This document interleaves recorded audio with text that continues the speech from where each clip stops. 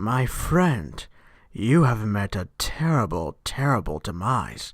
But I don't feel too bad about it. After all, if it weren't for me, it would have just been from someone else, you know? I guess what I'm trying to say is life goes on. Well, for everyone else, life goes on, not for you. You're dead. That's neither here nor there. It reminds me of one summer day in the park. I was just having a delightful picnic with my good friend Orville. And I said to him, Orville, I have a story. And he said to me, what's the significance of this story? And I said to him, Orville, not every story has to have significance, you know? Sometimes, sometimes a story is just a story. You try to read into every little thing and find meaning in everything anyone says, you'll just drive yourself crazy. Had a friend do it once, wasn't pretty. We talked about it for years. And not only that, but you'll likely end up believing something you shouldn't believe, thinking something you shouldn't think, or assuming something you shouldn't assume, you know? Sometimes I said, a story is just a story, so just be quiet for 1 second in life and eat your sandwich, okay? Of course, it was only then I realized I'd made sandwiches. Poor Orville was having such difficulty eating it.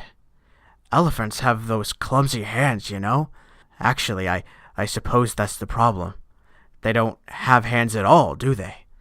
They're all feet, and I couldn't imagine someone asking to eat a sandwich with my feet.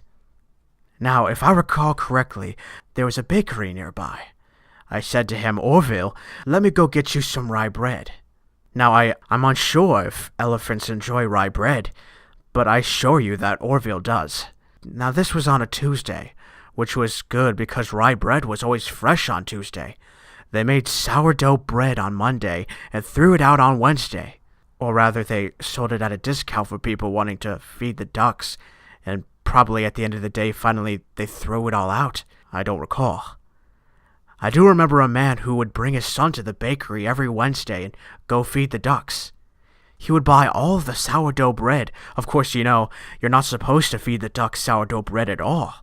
It swells up in their stomach and then they all die. At least that's what I've heard. You know, I never saw any ducks die myself, but I did notice a substantial decrease in the duck population over the course of a few years. I just never thought to stop the man and tell him that he was killing the ducks by feeding them sourdough bread. And if you want my opinion on the matter, and I told Orville this as well, if you want to feed ducks or birds, or any kind for that matter, it's best to buy seed. I mean, when you think about it, breads of any sort don't occur in nature.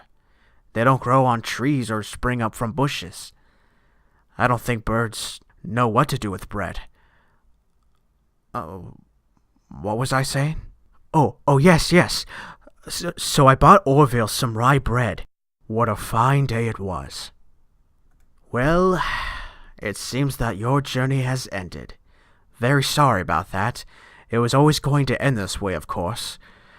If it weren't by me, it would have just been by some other, terrible thing. Just, you could not imagine how terrible it would be. I get scared thinking about it. Glad it's not me. Reminds me of a time I was speaking to my good friend Orville. We were sitting on a park bench watching the pigeons. I was on the left. He was on the...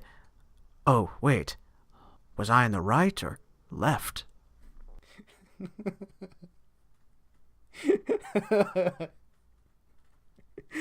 I was actually going into the next story.